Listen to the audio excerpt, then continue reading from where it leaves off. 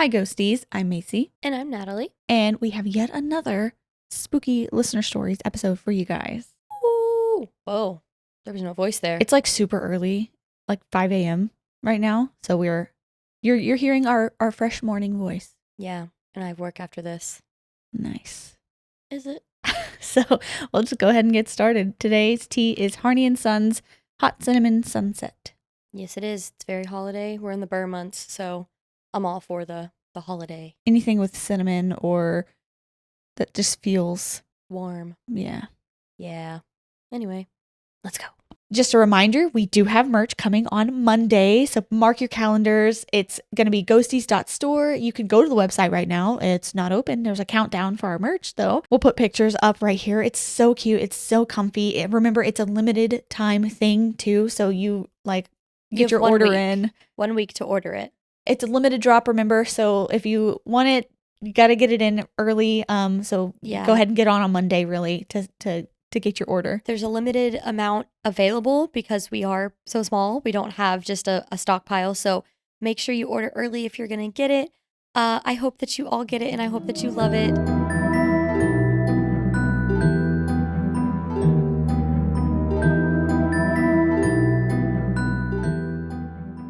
It was almost too hot to taste. Yum. I love burning my mouth in the morning. It's the best way to start your morning.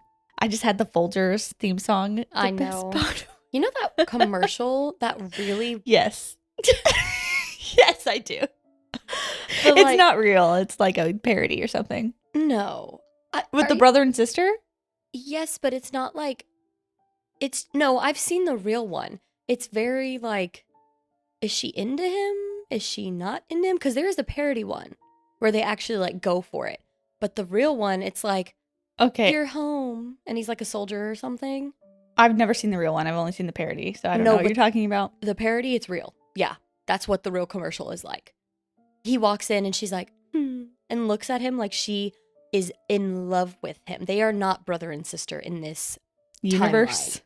Timeline. Yeah. It's very disturbing. Let's talk about something else. Like that show that used to be on Disney, My Life with Derek or Life with Derek. Yeah. Why were they into each other? That was weird. It was weird. Love that show. She's like, you're my brother. And he goes, step. Yeah. Brother. Huh? Honestly, I really loved that show, though. I really did, too. I'll rewatch that right now. And I don't know if I'll like it anymore, but... Guess what? When we watched it, I wanted them to kiss. Okay. Anyway, story number 1 today comes from, I think it's Karlien. And if that's not how you say your name, let me know. I hate that you moved on, but thank you. Why did you want me to say that? I didn't want you to say anything to that. Okay. Like you wanted the brother and sister to kiss. I did. I wanted them to be together. So did I. Okay. Anyway. Karlien, what do they have to say? Hi, ladies. I recently stumbled upon your YouTube page and quickly became obsessed with the scary stories you tell. I was watching one of your videos today and decided to make a submission, as this remains a story I tell often, and I thought you would enjoy it. Before I get into the story, it's important to know that I am very aware, as in I can walk into a home and tell when the energy is off. My heart starts to race, and I am generally unsettled. So, to the story. I am from a province in South Africa called KwaZulu-Natal, and when I started high school, we moved into a new house on a street called Lake Hannah. Before everything was moved into the house, my parents took me and my brother to have a look, to pick our rooms, and to just get a general overview of the place. As soon as I walked over the threshold, goosebumps started all over my body. Get me out, is what I thought. I didn't say anything because my parents were excited, so we carried on the tour. We made our way to the backyard, and scattered all throughout the yard were hundreds of buttons. Just buttons all through the grass. I am internally freaking out. Not sure why, but I mean buttons. My mom, dad, and brother all brush it off. My brother goes exploring a little more and comes back with a rosary in his hand. Those things priests used to pray. He says it was stuck in the ground at the back of our yard. I look at him and tell him to put that thing back where he found it. He then proceeds to I know what you're thinking. Monsters Inc. Put that thing before, so help me. So help me. Yeah. No, but yes. Yeah, put it back. But also, buttons. Okay, Coraline, what are we doing? I know, very weird. Very weird. He then proceeds to launch it into the bush on the border of the house. All I could say was, here we go. Knowing what's about to happen in this house isn't going to be pleasant. The first couple of months in the house were okay. We were settling in as normal until one night I woke up at 3 a.m., heart beating fast and sweat dripping down my face. I looked around, expecting to see something, but there was nothing there. I couldn't shake the feeling of someone being in my room. Why else would I be awake at 3 a.m.? Scared. I couldn't fall asleep again after I woke up, and this carried on for I'd say 2 months, waking up at exactly 3 a.m., feeling as if someone was in my room. I'd tell my brother about this, and he, being 7 years older than me, dismissed this as me being an annoying teenager making things up. He was not a believer and chalked it up to me just not wanting to sleep alone in my room. Being susceptible to things makes nighttime scary. The 3 a.m. wake-ups had stopped after a while, and the house seemed normal once more, until the second instance occurred. I was home alone one day, and in the house there was this old-timey light. Its switch was attached to a string. So when you switch it on, it makes that click-click noise. I hate those. I know, me too. This thing was old, so it was noisy. I was in my room, not too far from the stupid light, and I heard it go click-click. I got up to greet whoever just got home, mom, dad, brother, and nope, no one was there. The light was on, however. My parents and brother only got home an hour later. What's scary about that is, like, you have to pull. Like, there has to be There's force applied to get that thing to not only click once, but twice down. Yeah. And turn on. I'm not into it. I don't even like the ones, like, on, not even the old ones, like my On fan ceiling right here. fans? Yes. They freak me out. I don't know why. Because when I pull them, I feel like the whole thing's going to come crashing down. Yeah, I know. You do too? Yeah. Okay. I thought I was just really paranoid. No, well, I mean, I might also just be really paranoid, but yeah. The next instance in this house was the one that changed my brother's mind a little bit. My mom and dad went out for a date night, and my brother was home watching me. He was saying something stupid in the bathroom, so I took a video of him. We're laughing, and he comes over to watch the video I just took, and as we're watching it, something else, in a completely different voice, says exactly what my brother was saying in the video, a full 10 seconds before my brother even started talking. You can chalk it up to a video glitch. No, the voice was so distinctly different that it would have been impossible for it to be a glitch. The voice was deep and growling almost. He looks at me, and without a word, we get out of the house, book it down the street. We open my phone to watch the video again. The video had deleted itself.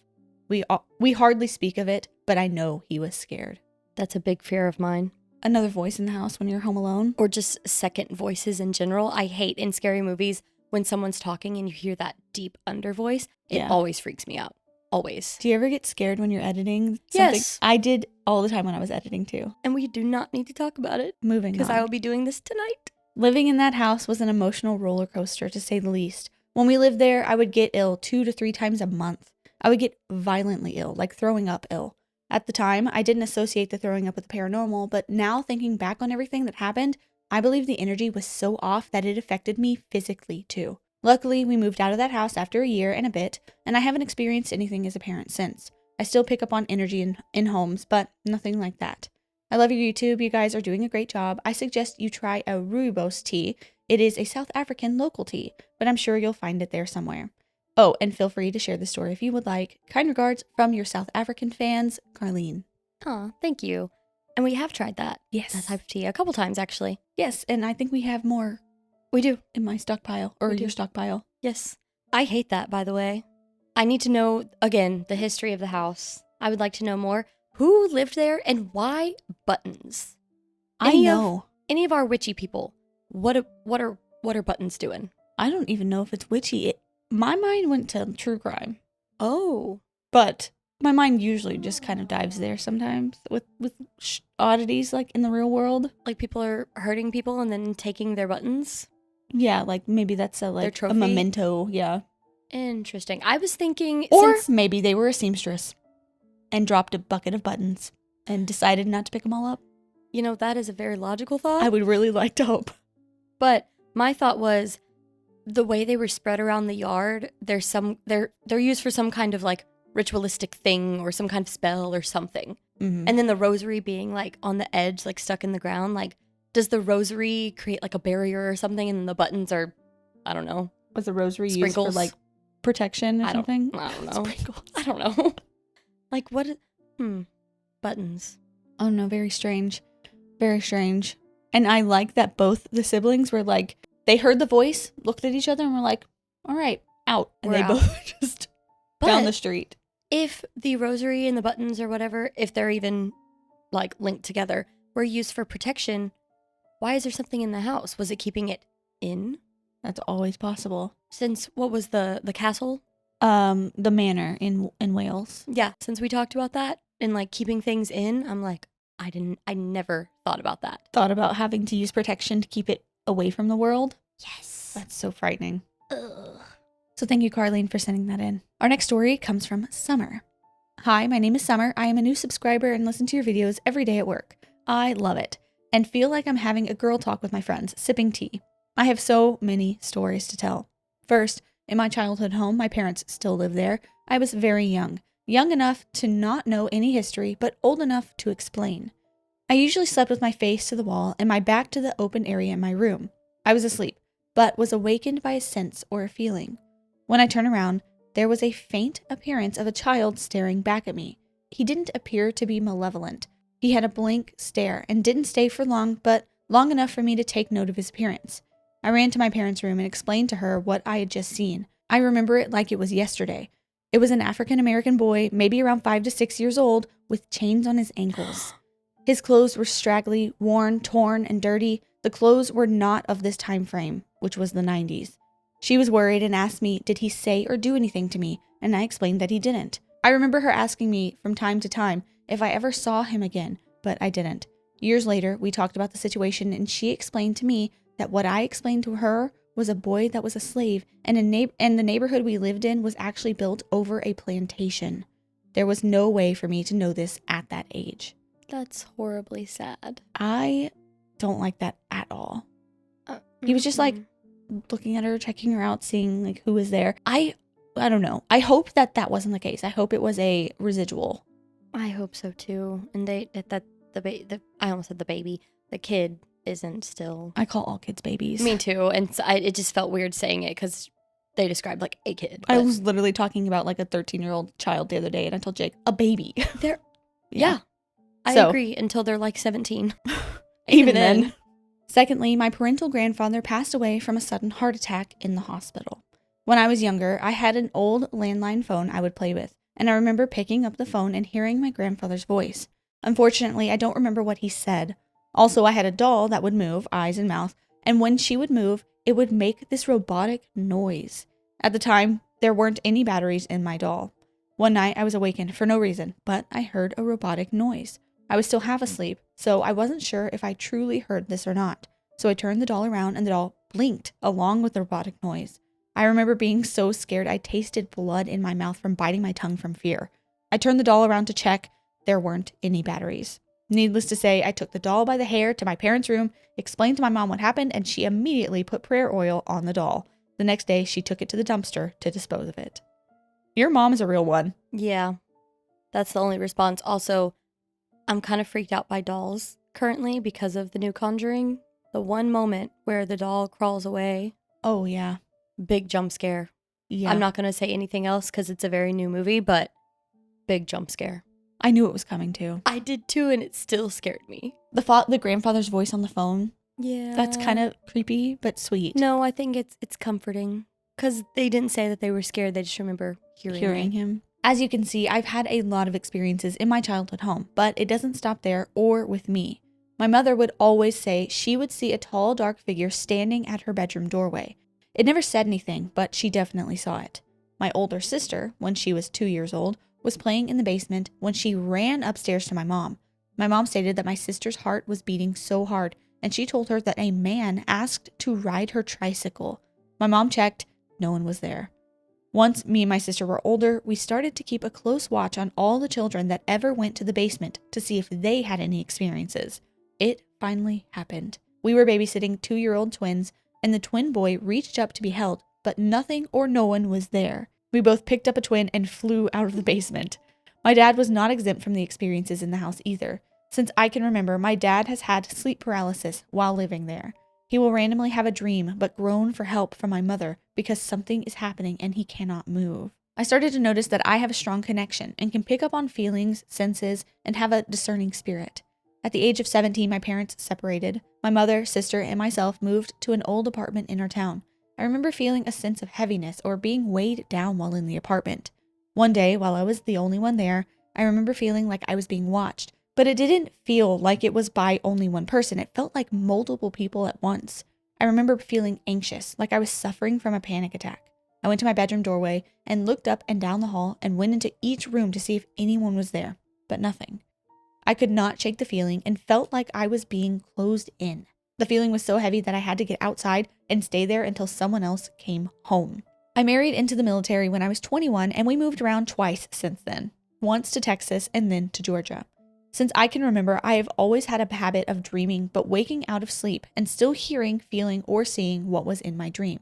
One of the scariest sensations. While living in Georgia, there was a night where me, my then 2-year-old daughter, and husband were all in bed. Because of the many experiences I've had as a child, I wanted to co-sleep for as long as I could with my own child. I was having what I think was a dream of a tall, black, hefty figure walking up the stairs out of our townhome towards our bedroom. I could hear his loud footsteps coming up the stairs and across the carpet floors to our bedroom door. It scared me so badly that I woke up in a panic, but could still hear his footsteps. I looked directly at our bedroom doorway, and there was his tall, black, hefty figure standing there. I immediately started back kicking my husband to wake him up and yelled someone was at our doorway. But to my surprise, my husband had been up for at least an hour and stated no one was there and didn't hear footsteps. I looked back to our doorway and there was nothing. Hate that. What was the one we had recently? Oh, where the person was in the motel and they saw something going on and their husband was just sitting there reading their Kindle. Oh, yeah. At the Mizpah. Yes. I hate that it just carried on. Like you wake up and you're like, oh, thank goodness it was just a dream. And no, it wasn't. It's still there. I would like to think that that is just your brain still waking up. I would tell myself that. Because to not be able to escape the nightmare.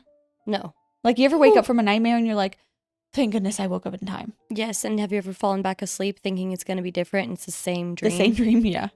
But just to see your nightmare in real life is just another level. Fast forward to 2020. We are now living in our hometown and live in a home in my childhood neighborhood. My maternal grandfather passed away in January. We were all close to him and loved him very much. To this day, when I think of him, I cry. I'm so sorry that happened. He has always been a man of very few words, but would smile and laugh watching all of his grand and great-grandchildren that he cherished. We have always had family cookouts, and my grandfather, or Papa as we called him, would be the one to fry the fish. We loved our cookouts, and that is a memory that I cherish deep to my heart. One night, I was dreaming that my family was having our usual cookouts, but there were items piled on my papa's old black truck, and I was on the bed of the truck handing out the items to family members back and forth. In my dream, I happened to look up and there stood my papa, looking around, smiling at all of us, as if he was taking it in and cherishing this one last time. I dropped the item in my hand with tears in my eyes, excitedly yelled, "Papa!" He looked at me with the biggest grin and so much love and warmth on his face and waved at me. I then woke up. I remember feeling a very heavy presence in my bedroom, as if someone was there other than my husband and daughter in my bed. I immediately looked around for my papa and burst into tears. My husband had been awake the whole time and never felt the same presence that I felt. My papa has not visited me in my dreams since, but I truly felt like he came to tell me he was okay. I just got full chills. Absolutely. I am a big believer in visitation dreams because I've had one. Yeah. I would love to do even if it was like a little mini episode on visitation dreams. Oh yeah, me too. I love them. I think they're so comforting and it really gives you that sense of there is something after this. Yeah. Because I think something for me personally that's very scary is like, what if this is it? I don't know. But no, I understand completely. But at the same time, I kind of think like, if it is, will I even know? I don't know. But that comforts me, knowing that the people that you lose, they're still there. And then if I go, I'm not going to be missing out because I can still spy on y'all. So it makes me feel good. Makes me feel comfort. Yes. That's ridiculous. I do feel like since I have the gift of discernment, I am naturally open to inviting spirits, which is truly scary. So sorry this is so long and I am rambling on, but it's nice to know others experience the same. And I feel like this is a safe space to share without feeling judged. Happy scaring, everyone. Stay safe and hope to hear one of my stories in your episodes. Yes, I'm glad that you feel that way because that's like our hope that this is a safe space for people to share. Yes, and thank you for trusting us with your stories, Summer. You have had a lot of experiences. Yeah. That was a lot. I was like, and then another, and then another, and then another. That's kind of how we were. It's like, oh no, we haven't had a lot. And then when we start talking about it, it's like, oh wait. But it's because it's spread out over different, like over years. So. All right. Our next story is from Jess. Also, I believe Jess said that the day we're posting this is her birthday. Happy birthday. So happy birthday, Jess. Lots of September birthdays, and I'm loving it. I really am. I love a Virgo because I am one. Hi guys, I just want to say thank you for making my work nights go by so fast. I binge watch your videos at work all night sometimes, lol. I work graveyard shift. I thought it would be time for me to share my scariest sleep paralysis story. Oh no. I'm so used to having sleep paralysis. In fact, I'm so used to it at this point, I know how to control it so it won't be a scary experience. I just try to wake myself up from it. But one night, I had no control over it. Okay, here it goes. I had just moved in with my boyfriend, now husband. He lived in Vegas and I moved from California. I was all alone there with no family besides his living with us. One night I drifted off to sleep and I realized I was having sleep paralysis, but this time it felt different. I couldn't move as usual and there was a really loud ringing in my ears. It kept getting louder and louder and I was scared at this point. Keep in mind, I had a black cat that would sleep by our feet. Anyways, I saw him in my sleep paralysis. I was looking at him by my feet as I couldn't move. All of a sudden, I feel him attack my feet and bite me. And he somehow turned into a demon-like creature. He grabbed my foot and it felt like he was dragging me down to hell. Literally, I felt like I was falling in a pitch black space and I knew I was being dragged down to what felt like hell.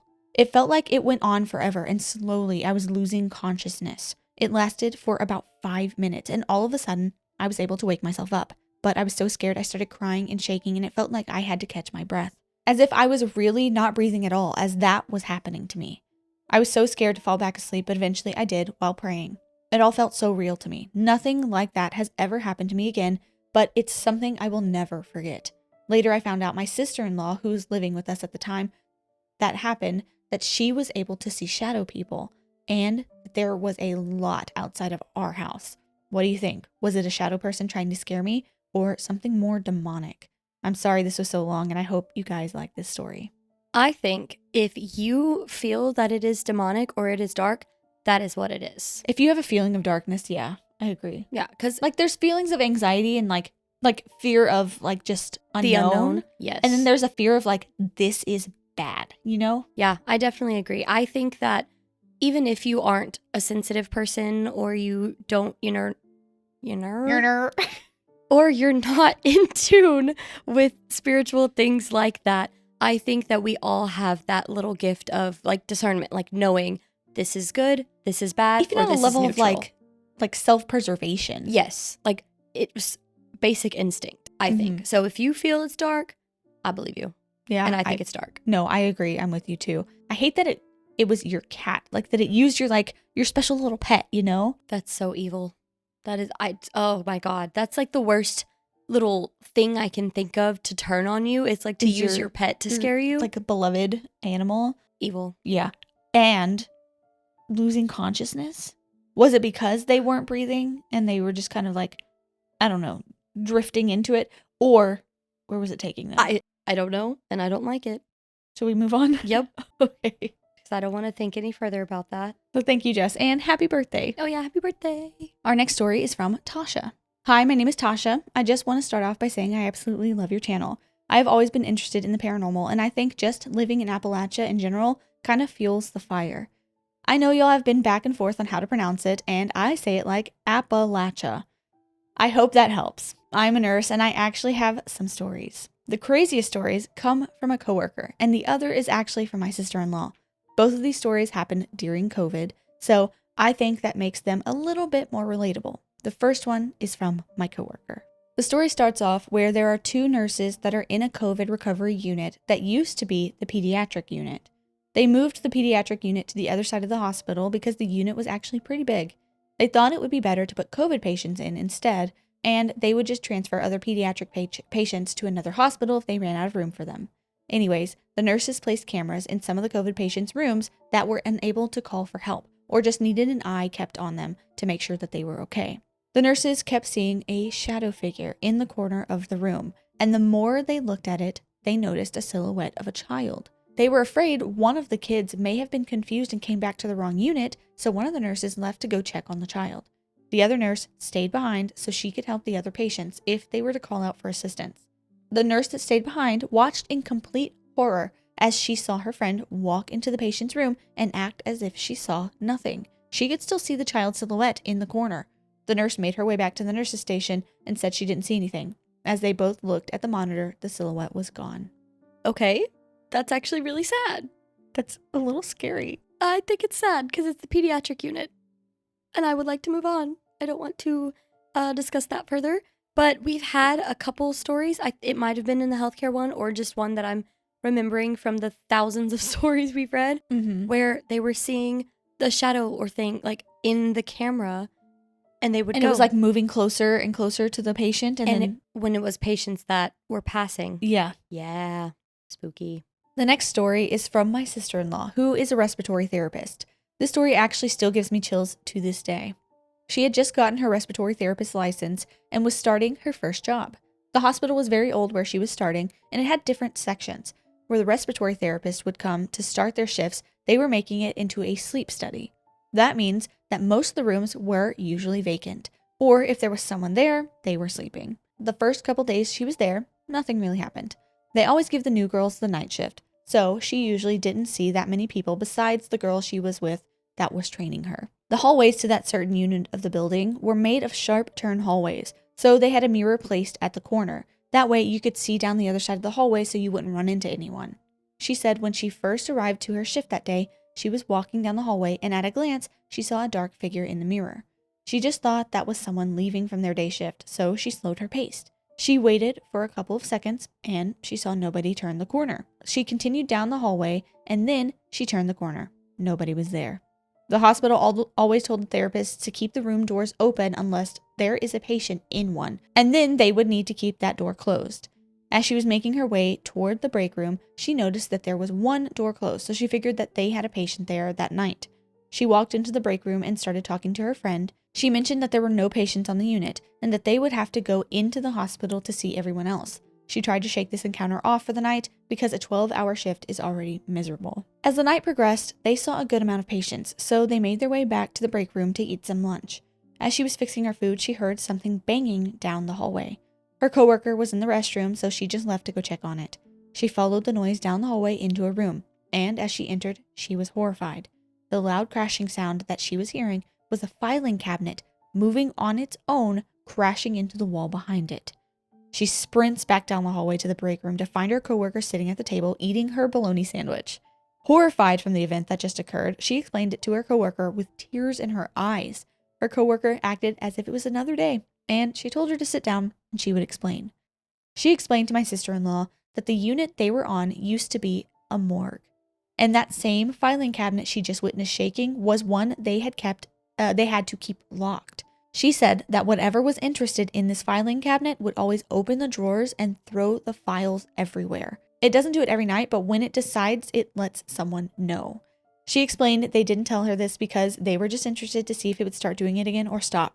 It hasn't happened in months, and she was just lucky to catch it again. My sister-in-law didn't stay at the hospital very long after that, and the filing cabinet was actually in the room where she saw the door closed.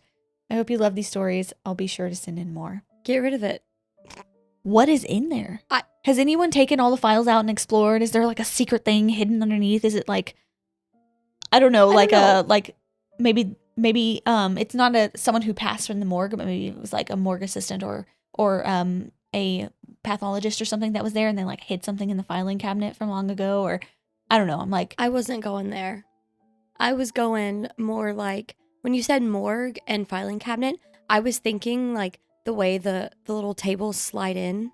Like into the wall? Yeah. And I was just thinking that they were kind of not mimicking in the sense that like a mimic, but they were just mirroring the shutting of like the morgue. Yeah, but why were they thing. pulling the files out? I don't know, to make room for the body to be slid in there. I don't know, but it just, that's where your mind went. The visual I got, and it freaked me out. I don't like it. Our next story comes from Azzy. Hi, I hope this reaches you well. I haven't stopped listening to your episodes since I found you on YouTube. This is going to be a fairly long email as I have had very eerie things happen my whole life. I'll start with my Poppy story as it's very sweet and then get into the scary stuff. My first account took place at my Nana's house when I was younger, about 3 or 4 years old. My Poppy passed away in her house as they were married for years. I had a great connection with him since I was born. To keep it short, after he died, a few weeks had passed, and I was back at my Nan's house with all of my family. I was in her room that connected onto the hallway, and at the other end was the dining room.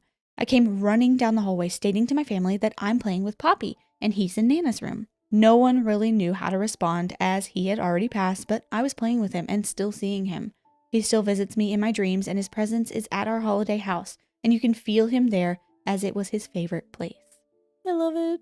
That's really cute. It is really sweet. Cutting to the spooky stories. I will try to keep them short. 2 of my friends and I were walking home late one night. We got to the 3rd street away from the home when I thought I saw a man standing on the corner. He was wearing a black cloak, but I couldn't see his face as it was all black. When I saw him just standing there in the dim light on the corner, I felt the need to run. I told my 2 friends, and I just took off running as they followed. When we got home, we had a debrief of what had just happened and what we saw.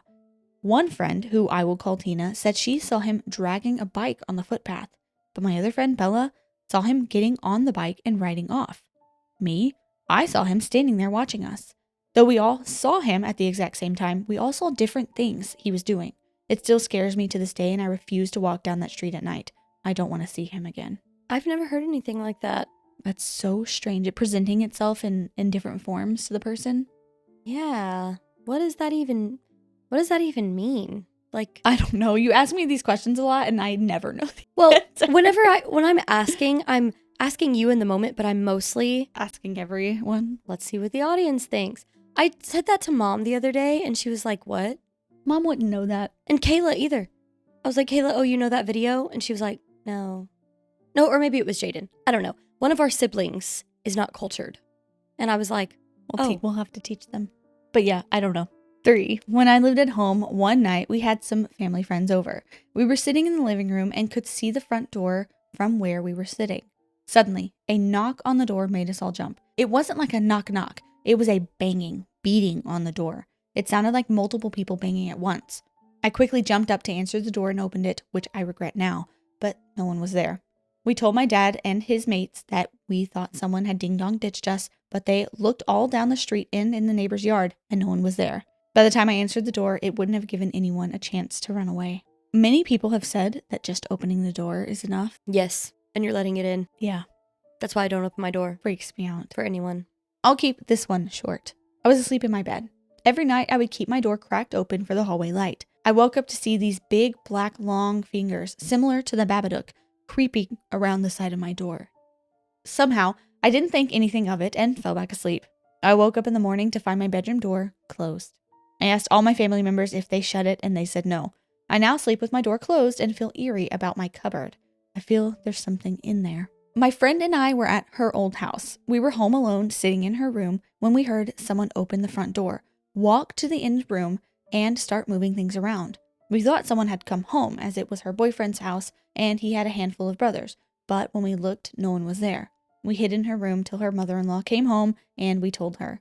That house has multiple spirits living in it. Doors slamming, photos falling, black shadows flying around the living room ceiling, and much, much more. Though I'll never forget when the house got knocked down and new houses started being built on the property. We were walking past it at night to have a look, and we saw a big black figure walking around the property. Is that same shadow figure that was in their on their ceiling? Same friends, new house. It was a 2-bedroom unit. Jerry, Kelly, Fred, and I were home just hanging out when Jerry realized his phone was missing. We were calling it, but no answer. It would ring, but we couldn't hear it. We ripped the house apart, and Jerry was getting annoyed, thinking one of us had taken it, but we hadn't. As Jerry was looking in their bedroom, he knocked a small piano jewelry box onto the floor and picked it up. This part is important. We were still looking for over an hour, and now it's not even ringing. He comes back into the bedroom, and the phone is sitting on the piano he had just knocked off and placed back on the drawer. All of us were out of the room. It was not one of us who put his phone there. Okay, so did the spirit help them, or did it take it and then be like, "Oh, okay, I'm done messing with you"? Back. Very Weird. interesting. Very weird. that's something you can't refute. Like if he would have walked into his room and saw like, I looked there, but maybe you didn't, but an action, he put it back on, where it's supposed to be. That's like that one story. I brought it up and everybody's like, oh, I know her. The girl on TikTok where her ring fell down the drain in the shower. Taryn or something her name was? I don't know. Everybody was like, I know who that is and I love her. But yeah, her ring fell down the drain. And then weeks later, after plumbers and everyone couldn't get it, the spirit said, all right, I'll put it at the bottom of your shower. There you go. How do you explain that? Weird. Very weird. You can't.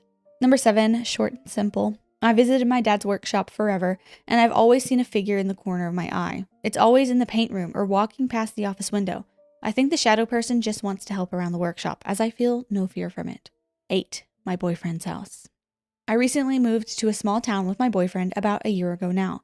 He's lived in the house for 3 years. It's a small 3-bedroom house with a small porch and a big backyard, bigger than the house.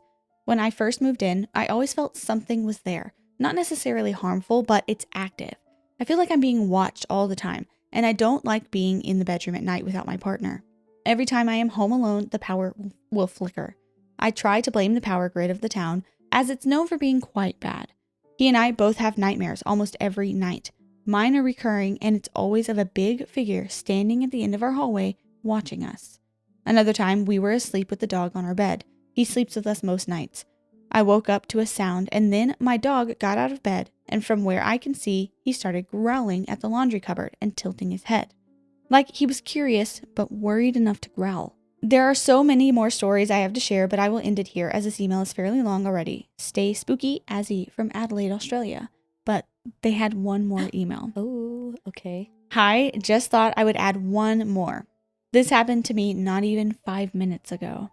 I'm at my boyfriend's house, and I've always felt strange about the bathroom. It's about 11:30 p.m. and it's been hot all day, so I decided to have a late shower since it's a bit cooler now. I hop in the shower, podcast on, and just as I put my toothbrush in my mouth, I hear a sigh. A breathing sigh over me. I immediately thought, no thanks, turned the water off, and calmly walked to the living room, butt naked, toothbrush still in my mouth. I'm now just sitting in my towel, watching Below Deck, and writing this out because I'm too scared to go down that side of the house. I replayed the part of the podcast thinking it was from there. No, it wasn't. It was a heavy sigh over my right side. Note to self, stop showering at night. Oh no. Oh no. Speaking of hearing a sound, our mom, did she call you? No. When she was mowing? Oh, yeah, she did. Okay, yeah. Our mom was on a riding lawnmower, and she lives on a little piece of land. She was riding far away from the house, far away from things. And she said in her ear, she heard like and she said she called me and she was like, there's something attached to me. I can't listen to the podcast anymore. And she was freaking out. Yeah. She called me while I was at the gym. And I was like, what? What happened? She's like, I heard it and I looked around. I was by myself. And I was like, oh no. I was trying to think of, I was like, is there an animal that could make that noise? Is something? She was like, no, Macy. I looked, there was nothing. There was no one around. I wasn't even like in the trees. That's nothing. That's exactly what I asked her. But she was like, no, I was in the part where they just cleared a couple trees. So she said it was wide open. Mm-hmm. And I said, oh no. Oh no. Right in her ear. And I'm not over the sound of the lawnmower. The lawnmower. Yeah. So I'm not talking to her about that anymore. I just said, okay, we're done. Sorry for bringing this up, Mom. Stop the conversation because it scared me bad. Freaked me out. And I was like, I'm just choosing to not believe that. Ugh. I was like, it's something in your head. Like you have some kind of ear problem. Glitch. Yeah. Because no, I am not a fan of this at all. No. And thank you, Azzy, for bringing that up to Natalie. For Natalie. Our next story comes from Lizzy. Hi, Ghosties. I tried to send this to you on Insta, but decided to send it here so I could finish it.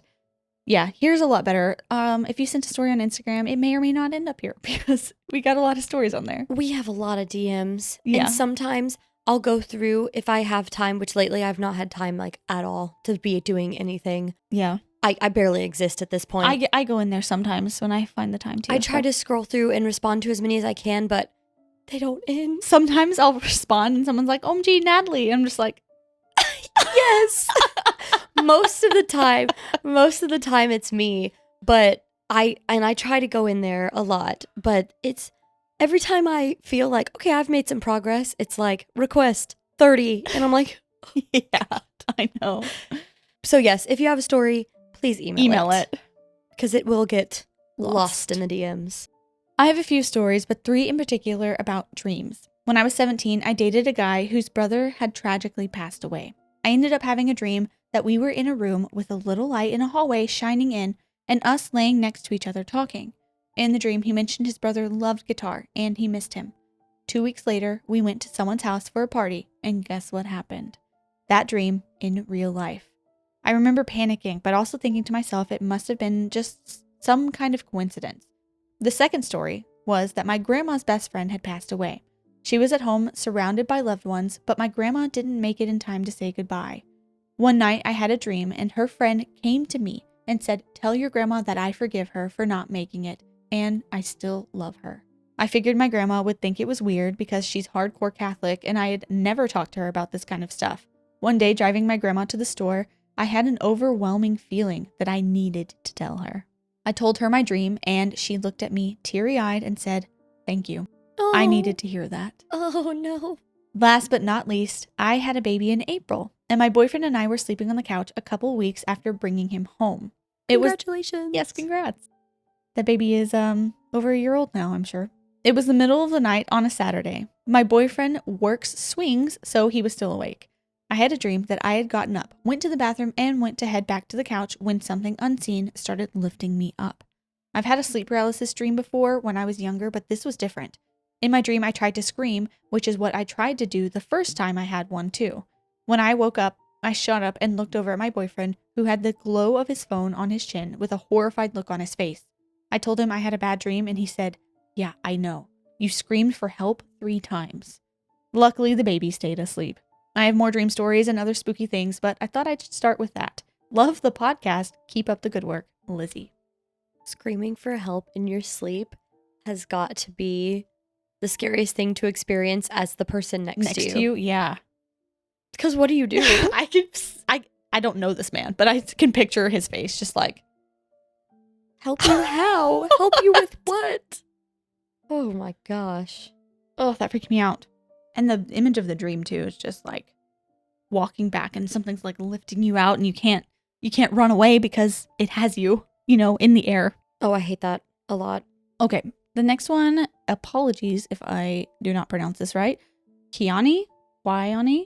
It's their YouTube username. So if you're on YouTube, please comment back and tell me how badly I butchered that.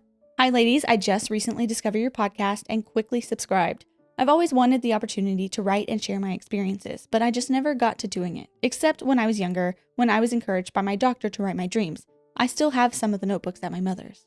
Anyways, this may be a little long, so I apologize for it. Hopefully you'll like it enough to feature it. Here it goes.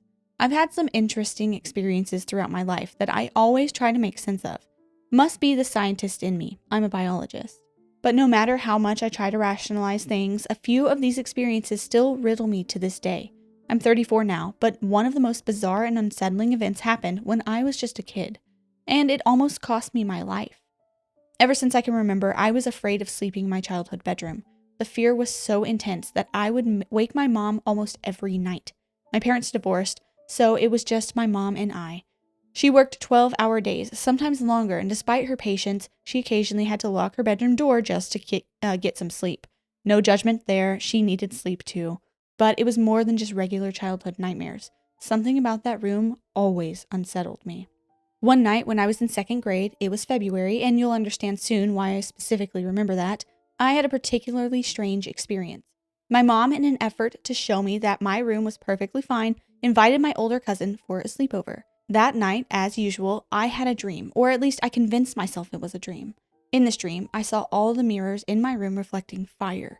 My room was decorated with these little decorative mirrors on the walls, along with an inherited heavy old wooden-legged mirror that we'd painted white and pink, the same colors as my room. But in the dream, every mirror showed flames. I remember seeing my cousin sound asleep next to me and feeling intense heat. I got out of bed, and suddenly a white mask appeared in the large mirror, the kind of mask you'd see in Snow White, eerie. The mask called my name, asking me to come closer. I knew I had to be dreaming, but it felt so real.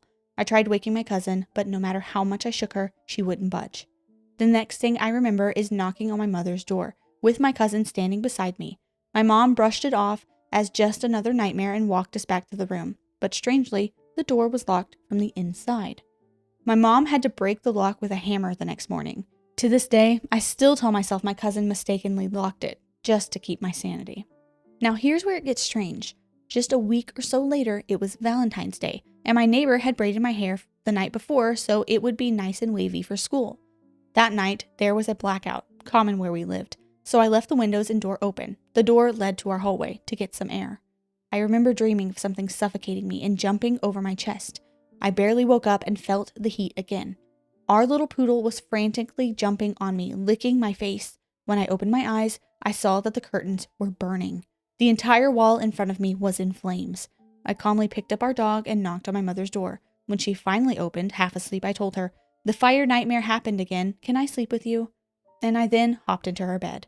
The next moments were chaotic and a little blurry. My mom started frantically moving me and telling me to wake up. I could barely see her, but she kept saying to crawl towards the front door. When we made it outside, she ran towards the neighbor's house. I kept looking at myself in my neighbor's family room mirror like I was in a daze. I remember still feeling like I wasn't completely sure if I was awake or dreaming. It wasn't until I saw my reflection in my neighbor's mirror and touched my face covered in soot that I realized it was all real. While all of this unfolded, they managed to put out the fire with a fire extinguisher before it spread any further, but by then the house was filled with smoke.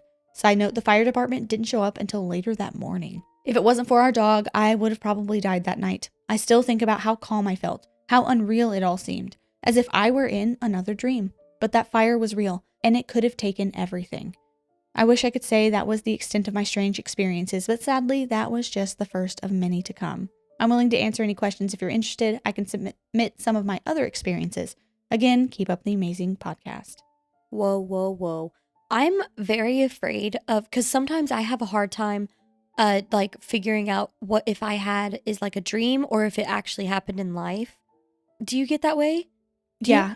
Do you say like, oh, do you remember such and such? And it's like, wait, that was a dream. No, I've had moments, and I think I've talked about it before. It's mostly when I'm in like really high stress times. Sometimes my dreams get so visceral and real that sometimes I can't differentiate like if it actually happened or not. Yeah, it's very strange. Shout out the poodle. I know. Thank goodness the dog was there. They had the dream before. And so they're just like, "Oh, Mom, my the fire dream, it's happening again." That's crazy. That is so crazy. But hey, I'm really glad you're alive and sorry you went through that. That's so scary. Oh yeah. That's traumatic. And now I can see why they're like, you'll see why I remember, because that's not something you forget about at all. No. I wonder how the fire started. That's a good question. Because just the curtains were on fire? Was it like electrical or something like beneath the curtains or what? Because that's a good point. I'm intrigued by that. So if you remember how the fire started, let us know about that. That is because how did it start with the curtains? Like, yeah. They don't just like combust. Our next story comes from Sadie. Hi Ghosties, my name is Sadie and this is a true story. My parents still get scared telling it to this day.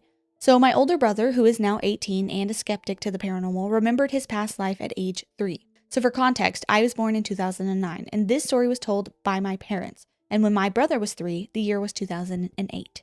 My parents were sitting on the sofa one day when my brother, who we will call Dylan, came up to my parents in tears. He said, "I miss my mummy." And my mom thought my dad was cheating or something, so trying to remain calm, asked what Dylan meant. He said that, quote, she and his sister were put in an oven. This clearly was nothing normal for a 3-year-old to say, and both my parents looked at each other, distraught. And my dad asked, "What about your daddy?" He said his daddy went to the war, and he went to the sky.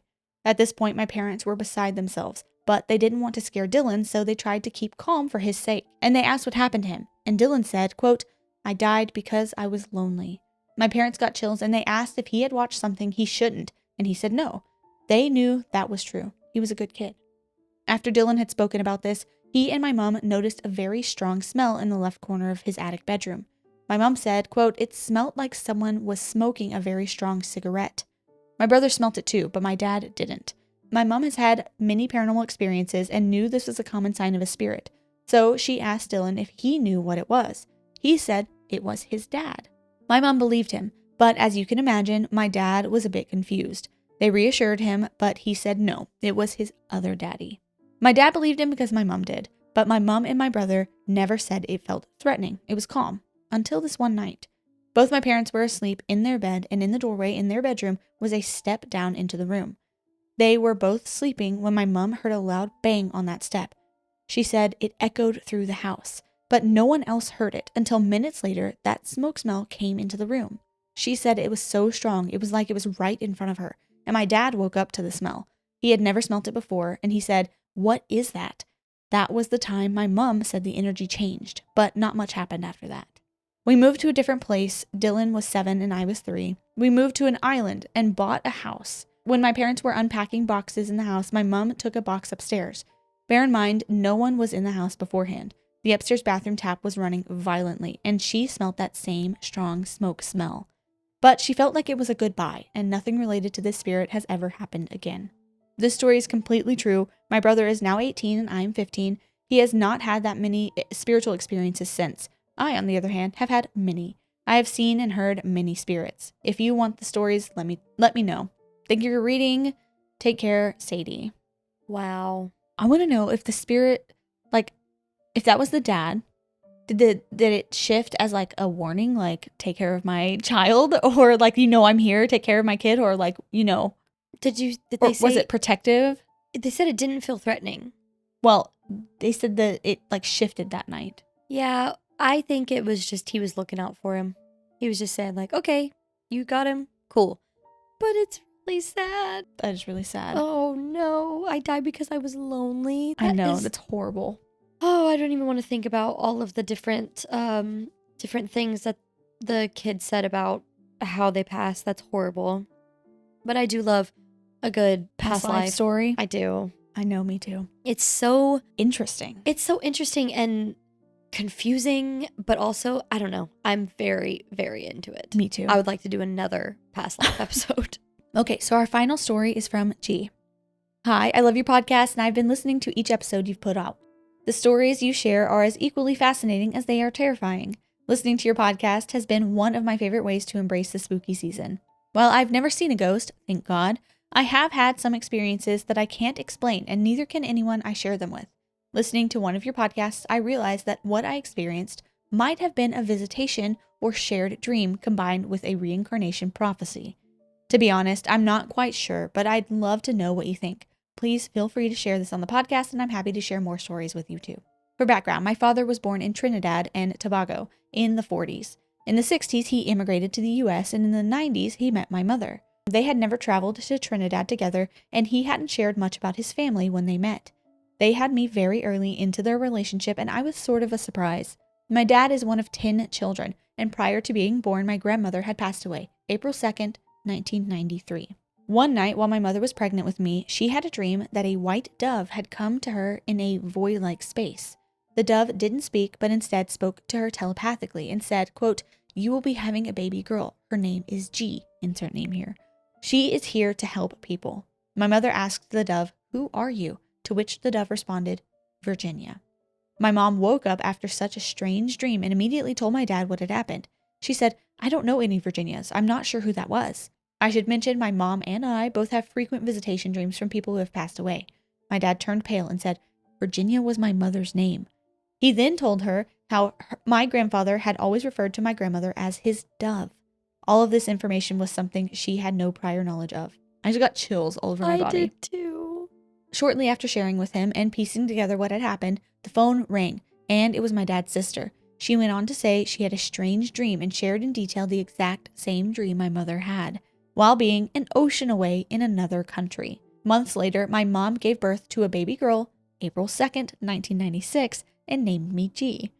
Many people in my family say I am exactly like my grandmother. Same mannerisms, same temperament, same personality. To share my birthday with her death date makes me feel closer to her and question the possibility of reincarnation. I guess I could say I fulfilled the prophecy of helping people as I am a teacher for students with severe special needs. God bless you, because that takes a special person and you are doing good work. That's a hard job. My mom says I've been able to help her through her difficult mental health struggles and have helped her pull herself from very dark places.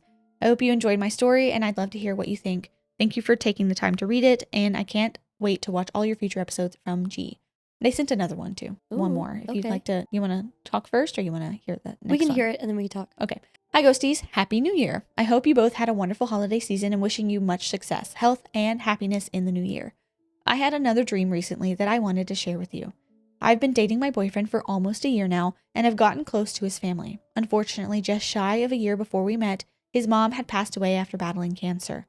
It's still difficult for him and his family to talk about, but they share stories of her often. He lives alone in the house he shared with her, and I find myself over there very often. I should preface that I've always had a gift of seeing people who have passed away in my dreams. It's a gift my mom has and something I'm lucky to experience as well. On this particular night, I was asleep at his house and dreamt he and I were walking down the long hallway toward the living room. My boyfriend was in front of me, and I heard him say, "Mom, where does this go?" I turned around and his mom was standing behind me holding a full laundry basket. She had a blue-green glow to her, and she looked right at me and smiled. What stands out to me the most, however, is that her hair almost looked ultra-violent. She would dye her hair blonde, and I noticed in my dream that the blonde part of her hair had grown out a good 3 or 4 inches. She looked healthy. She answered him. Sadly, I can't remember what she said, then turned to me and said, "Have you seen the girls' room?" As she went for a door handle next to her, I replied, "What?" And she said, "The girls' room," again. I said I hadn't, and she was already opening the door. The inside of the room looked nothing like it did in real life. The floor was black and white checkerboard. There was an old-fashioned metal red and silver dinner table by the window. I asked her if that was the room where she used to do her crafts, and she said yes. She always loved crafting, just like I do, and recently I got to finish a project she started for my boyfriend. Oh, That's no. amazing. We stepped inside, and it kills me that I cannot remember what she said to me inside the room when it was just her and I, but it felt loving and kind. We walked toward one part of the room where little ants were gathered under a radiator, taking things back into their ant hole. The one part that creeps me out is there was a Raggedy Ann doll in the corner, which I swore moved. Hello, Annabelle. But I'm going to chalk it up to the idea of it being a little girl's room since she called it that. I woke up shortly after, and it's one of the most vivid dreams I've had, which makes me believe it really was her checking in and giving her approval. I've yet to tell my boyfriend as it's still a little fresh, but I know you both love dream stories and trying to interpret. If you have any ideas of what the ants could symbolize, I would love to hear what you think. Thanks for taking the time to read this dream. Love the podcast. Can't wait for all of your future episodes. And we do love a dream story, especially a visitation dream story. I'm about to look up, what do ants symbolize? I'm doing in a that right dream? now. Because I would like to know. Hard work, persistence, and collective effort, reflecting a positive focus on achieving goals through diligence and teamwork.